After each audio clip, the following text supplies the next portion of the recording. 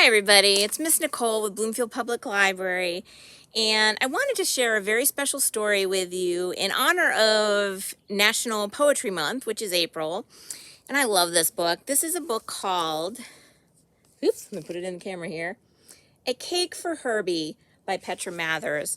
It's a really sweet story about a duck who's got the soul of a poet.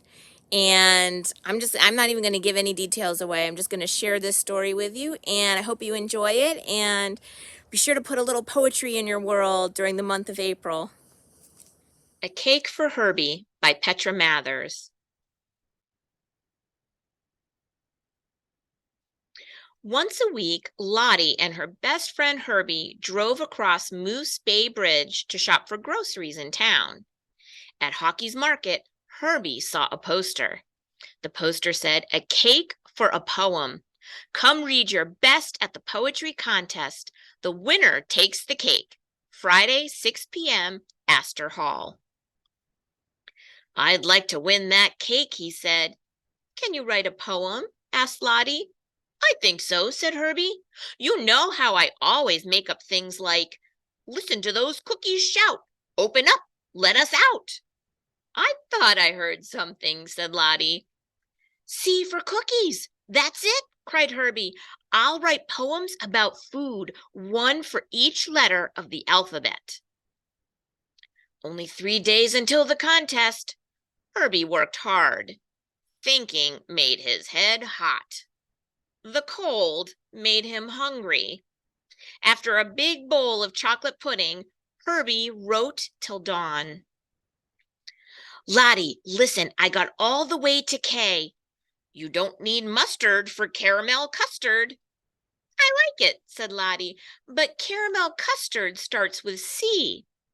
"Oh," said Herbie, "I knew that."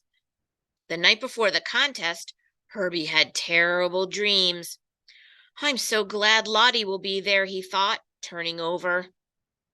But that night, Lottie got sick. "How can I do it without you?" asked Herbie. "Think of the cake and take a deep breath," whispered Lottie. "Gummy bear, honey pie, ice cream, jello. Oh, oh, oh, my knees feel like jello," groaned Herbie. "Name?" someone asked. "Herbie." "You're late. Here's your tag. Find your seat quietly, please." "Now I know no one but one gnome. No one knows I know this gnome. Only the gnome knows that I know him." Wow, thought Herbie. When it was Herbie's turn, he took a deep breath. "From Herbie's kitchen, A to Z," he said. A, Artie chews. Artie swallows. Artichokes. B, inside me lives the belly beast. It growls 5 times a day at least. C, when you hear the cookies shout. All the way to Z, someone whispered. "Belly beast shouting cookies? Who is this duck?" "How about E for end?" someone else said a little louder. "K is for cruel," Herbie said, and left. He didn't care where he was going. All he wanted was a place to hide. After a while, Herbie heard a voice. "Holy mackerel, you scared me. You must be freezing. Bet you're hungry too. Well, you've come to the right place." "Hey, look you guys, this is Herbie. I found him sitting on the Kirby," shouted his new friend. "Hello, Herbie. I'm Sweaty Betty. You look like you need some spaghetti." Herbie felt better right away. He sat down and looked around. 10 more minutes on the griddle. It's still too soggy in the middle. Oh, I'm grumpy. Why is this caramel custard so lumpy?" Herbie jumped up. "At least there's no mustard in your caramel custard," he said.